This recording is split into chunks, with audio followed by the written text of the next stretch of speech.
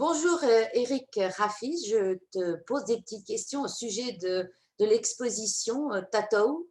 Quelle œuvre as-tu exposée? Alors bonjour Martine. Alors j'ai exposé une œuvre, c'est une photo qui s'appelle Terre et mer. Et voilà pour le titre.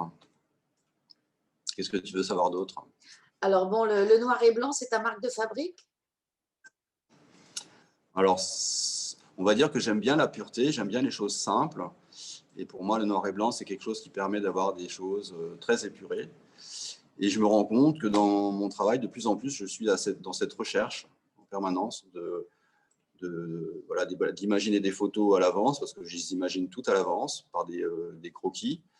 Et ce sont toutes des mises en scène. Et voilà, je cherche cette finesse avec le moins de choses possible et jouer juste avec, en ce moment, dans du clair-obscur, juste avec des rayons lumineux du soleil. Ce ne sont pas des spots, hein, c'est vraiment une lumière naturelle que je fais passer au travers d'un filtre, on va dire, et qui arrive dans un petit studio et qui me permet d'obtenir ces résultats assez spectaculaires finalement.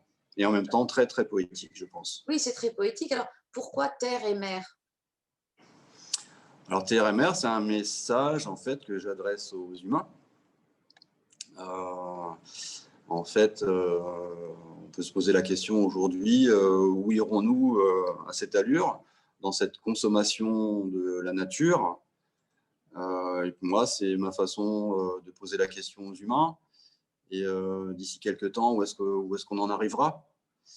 Alors voilà, j'ai proposé cette mise en scène d'un humain, d'une femme en l'occurrence, parce que j'estime que la femme est porteuse de sensibilité et porteuse de la vie.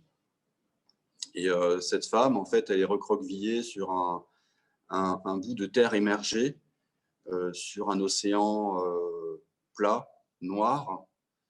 Et l'effet de clair-obscur amène un effet de miroir. Donc on a le miroir qui renvoie l'image à l'humain. Et la petite note positive qu'il y aurait dans cette photo, c'est que cette femme, elle tient entre ses mains une graine, en l'occurrence une noix de coco, qui est porteur d'espoir. Voilà, c'est un Voilà. coco germé. C'est un coco germé. C'est un coco germé. On imagine qu'il va Voilà. aussi aller se balader d'île en île et pouvoir être planté au gré du vent, au gré des espoirs. Alors, comment tu retravailles tes photos? Alors, je les retravaille sur Photoshop, tout simplement. J'essaie de minimiser au maximum le traitement en photo, parce que ça n'a pas d'intérêt de faire de la photo si derrière on doit y passer énormément de temps à la retouche. Donc, je joue essentiellement sur les noirs et les blancs. Donc, je vais accentuer un petit peu les noirs ou intensifier un petit peu les blancs. Pardon. Voilà, j'essaie de minimiser au maximum la retouche sur Photoshop. Et donc, tu dessines avant ta photo? Tu fais des croquis, plusieurs croquis? Comment ça se passe? Bah, je me pose des questions par rapport à mon petit studio, quelles idées je pourrais avoir. Et donc, voilà, je m'isole et je réfléchis. Et puis, je trouve une idée et donc je la mets, je la dessine en petits croquis avec des annotations pour pouvoir réaliser la séance photo. Et je fonctionne comme ça, en fait. Et qu'en est-il de tes modèles? Alors, mes modèles sont des amis, en fait, hein, que j'ai pu découvrir au fil du temps. Ce ne sont pas des modèles professionnels, ce ne sont pas des mannequins. Je me refuse à photographier des mannequins parce que ce n'est pas du tout ce que je recherche. Je recherche des femmes qui sont vraies, qui ne sont pas dans une esthétique de beauté. Voilà, je recherche des femmes qui sont vraies. Je cherche des femmes qui ont un regard sincère. Et en général, ça se passe très très bien. Pour elles, même des fois, elles me disent que ce sont des séances de psychothérapie pour elles, Oui. parce que ça les met en valeur. Ça les met en valeur et voilà, c'est voilà pour mes modèles ce que je pouvais dire. Et alors, cette photo-là, elle fait partie d'une série ou elle était unique? Alors, en fait, elle fait partie d'une série. J'expose en ce moment sur Internet parce qu'on n'a pas pu faire d'exposition en réel. J'expose sur Internet 41 photos qui sont dans le même univers et qui traitent comme ça de l'humain, moi je dis l'humaine. En fait, l'humain est toujours masculin et on ne parle pas de l'humain en tant que féminin. Donc je traite de l'humaine, on va dire, dans son environnement actuel, mais toujours de façon poétique et toujours de façon très épurée. Tu peux nous dire Donc, un... quel est ton site? Le site qu'on peut aller visiter? Alors, il faut aller sur ma page Facebook et c'est Eric Rafis Photographie.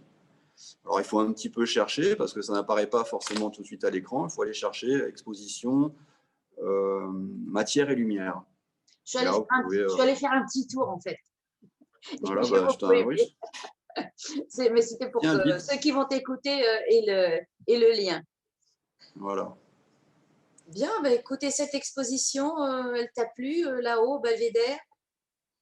Bah oui, ça m'a plu. Moi, j'aime bien les gens qui se dévouent et qui se démènent pour essayer de faire des choses dans le domaine de l'art. C'est vraiment pas évident. Et j'ai bien aimé l'énergie de Taina Kalissi et j'ai particulièrement apprécié sa performance photographique qu'elle a fait. Mais je ne savais pas du tout que ça traitait en fait d'un sujet un petit peu lourd. J'ai trouvé que c'était un très bel exemple de volonté. Ouais. Et elle nous donne un exemple extraordinaire, surtout artistique, ouais. et porté par le cœur et la volonté. Tout à fait.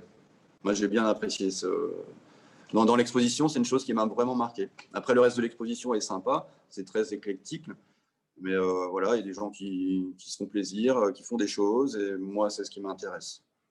Bien, ben, à refaire et à continuer. Et à continuer, oui. Bien, merci Eric. Merci Martine.